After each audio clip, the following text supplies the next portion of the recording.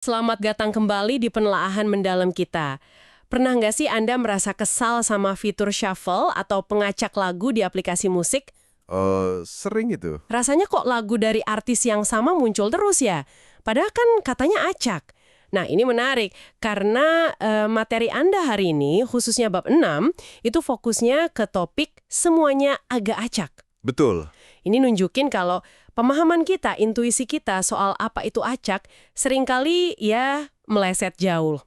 Kita akan coba kupas nih, gimana keacakan ini atau mungkin persepsi kita tentangnya mempengaruhi banyak hal. Mulai dari genetika sampai keadilan sosial ya kayaknya. Iya, betul. Kita mulai dari contoh menarik di materi Anda soal warisan genetik, kayak fibrosis kistik atau gen BRCA2 yang terkait resiko kanker itu loh. Iya. Model dasarnya kan digambarkan juga di materi Anda, nunjukin probabilitas sederhana aja.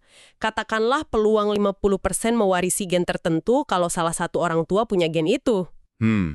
Rasanya persis kayak lempar koin kan? 50 banding 50. Betul, kayak lempar koin aja. Tapi ini muncul pertanyaan mendasar sebetulnya. Nah, apa tuh? Apakah proses biologis ini benar-benar acak kayak lemparan koin? Atau jangan-jangan cuma mekanisme yang kompleks banget, tapi kebetulan aja hasil akhirnya punya probabilitas 50-50 gitu? Oh, oke. Jadi antara benar-benar acak atau cuma terlihat acak karena saking kompleksnya ya? Tepat. Pertanyaan itu langsung bawa kita ke perdebatan filosofis inti yang dibahas di materi ini.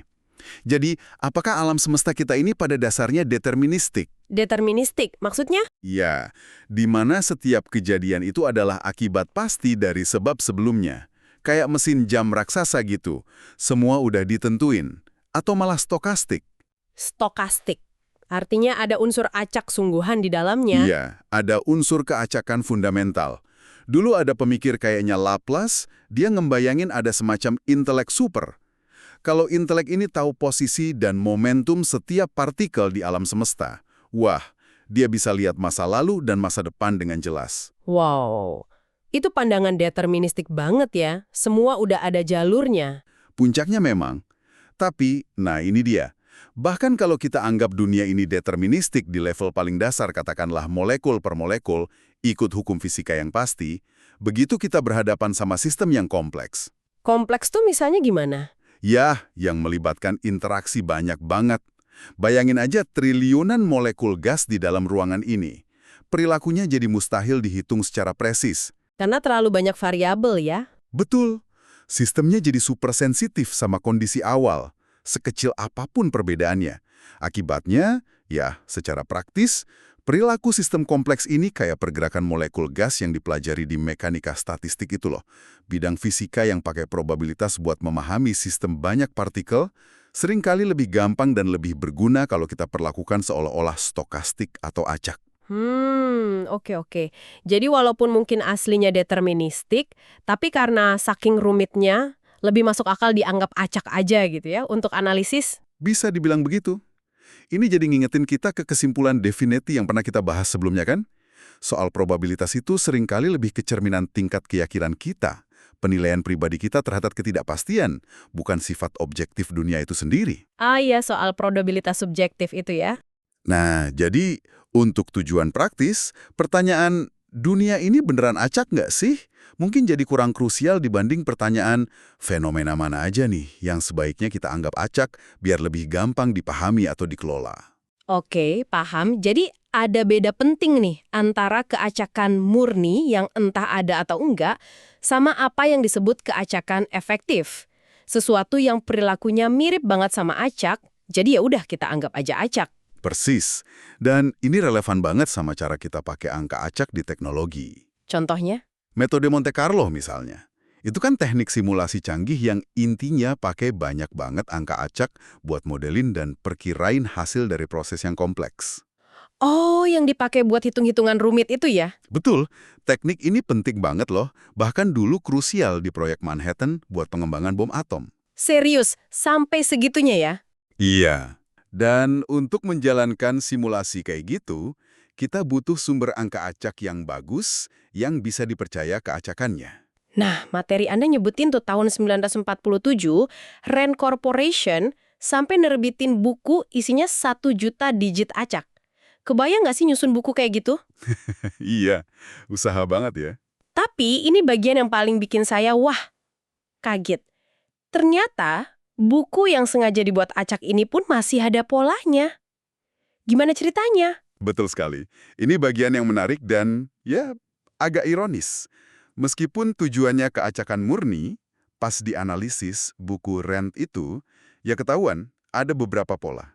Pola gimana? Misalnya, urutan angka 1, 2, 3, 4, 5 itu muncul 13 kali. Mungkin kedengarannya sering ya, Lumayan sih kayaknya. tapi secara statistik, untuk sejuta digit acak, muncul sekitar 10 kali itu sebenarnya cukup wajar. Nggak aneh-aneh banget. Oke, terus? Tapi yang lebih mencolok, ada satu urutan unik, 666666. 6 angka 6 berurutan. Itu sampai ditampilin di gambar di materi Anda. Ah, 6 angka 6 berurutan di data acak, itu kan? Wah, pasti bikin orang mikir macam-macam. Tentu saja, ini nunjukin betapa susahnya bikin dan bahkan ngenalin keacakan yang sempurna. Pikiran kita ini secara alami emang nyari pola kan? Iya sih, bawaannya pengen nemu pola terus. Nah, fakta bahwa pola bisa muncul, bahkan secara kebetulan, dalam upaya sengaja bikin keacakan, ini jadi penting banget waktu kita ngomongin konsep keadilan yang bergantung pada keacakan. Keadilan maksudnya gimana hubungannya?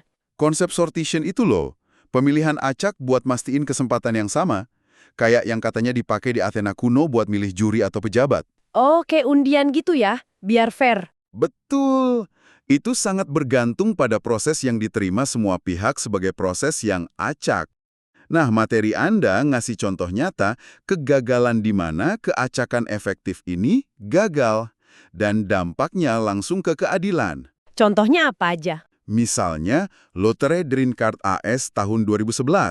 Ada error teknis. Akibatnya 90% pemenang itu malah dari orang-orang yang daftar di 2 hari pertama aja. Jelas nggak adil kan? Wah, parah itu. Terus contoh lain yang terkenal, Lotre Wajib Militer AS tahun 1969. Cara ngambil kapsul tanggal lahirnya ternyata nggak diacak dengan benar.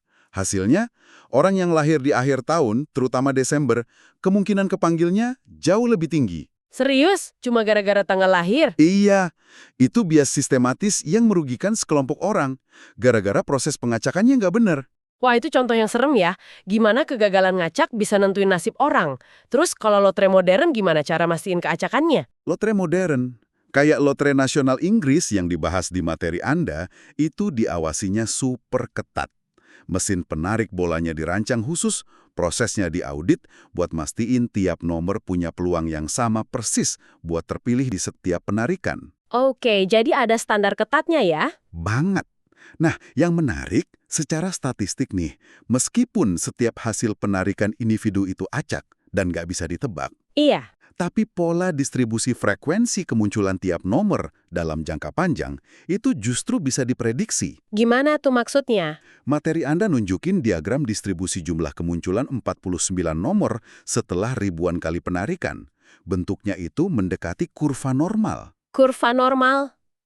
Yang bentuk lonceng itu ya? Betul. Bentuk lonceng klasik yang nunjukin sebagian besar hasil ngumpul di tengah, terus ada beberapa hasil yang lebih ekstrim di ujung-ujungnya.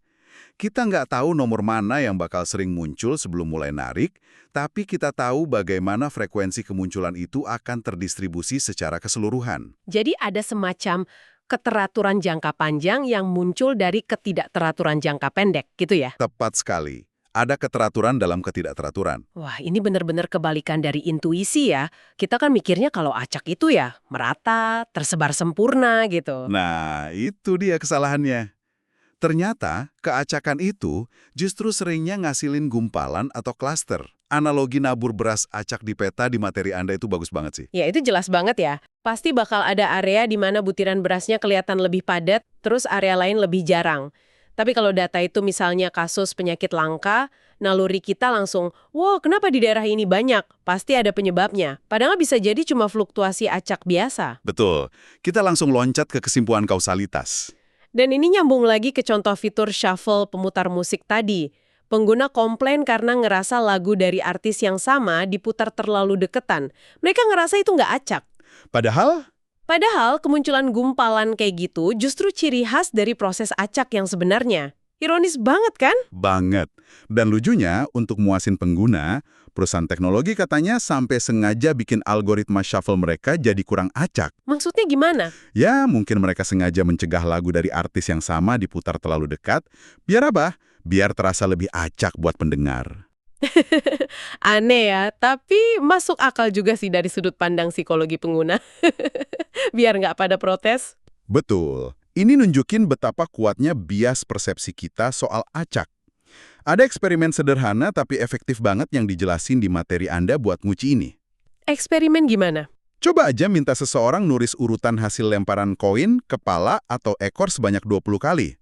Suruh dia bikin seacak mungkin menurut bayangan dia. Oke, terus?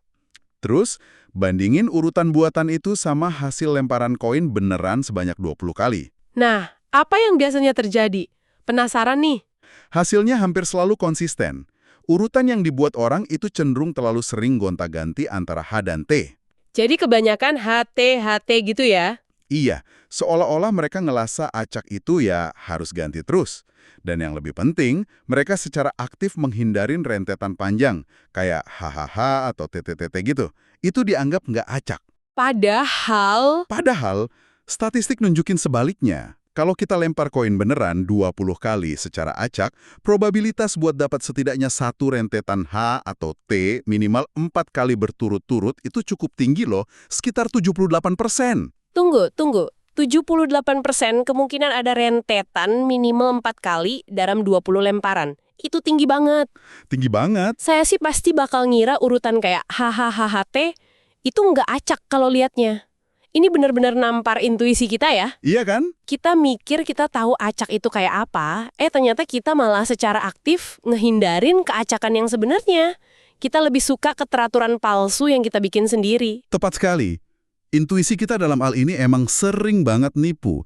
Tapi penting buat diingat, meskipun susah dipahami secara intuitif, keacakan yang dikelola dengan benar itu punya banyak banget kegunaan praktis yang fundamental. Tadi udah disinggung soal keadilannya dalam lotre atau sortition. Selain itu apa lagi? Selain itu, pengacakan juga penting buat pertama, keterwakilan. Kalau kita mau survei atau jajak pendapat, milih sampel secara acak itu bantu mastiin sampelnya mewakili populasi yang lebih besar secara akurat. Hasilnya jadi bisa digeneralisir. Kalau nggak acak, sampelnya bisa bias. Oke, biar hasilnya nggak ngaco ya. Betul. Kedua, komparabilitas. Ini krusial banget dalam riset ilmiah, terutama uji klinis obat baru. Pasien itu dialokasiin secara acak ke kelompok yang dapat obat baru atau placebo atau pengobatan standar. Oh, biar fair perbandingannya ya. Iya, pengacakan ini mastiin kedua kelompok itu sebanding dalam segala hal, kecuali perlakuan yang diterima. Jadi kalau nanti ada beda hasil, misalnya tingkat kesembuhan, kita bisa lebih yakin itu gara-gara obatnya. Bukan karena dari awal pasiennya udah beda. Masuk akal. Ada lagi? Ada. Bahkan dalam strategi, keacakan bisa jadi alat. Di teori permainan ada namanya strategi campuran. Itu melibatkan pilihan acak buat bikin lawan bingung dan nggak bisa nebak langkah kita. Oh iya, kayak di game gitu. Bisa jadi. Atau dalam taktik militer, pola pergerakan yang nggak bisa diprediksi juga bisa ngasih keuntungan. Wah, jadi luas juga ya penggunaannya. Bukan cuma soal lempar koin atau shuffle lagu. Jauh lebih luas. Jadi, keacakan ini bukan sekedar konsep filosofis atau gangguan dalam data ya, tapi benar-benar alat penting di berbagai bidang.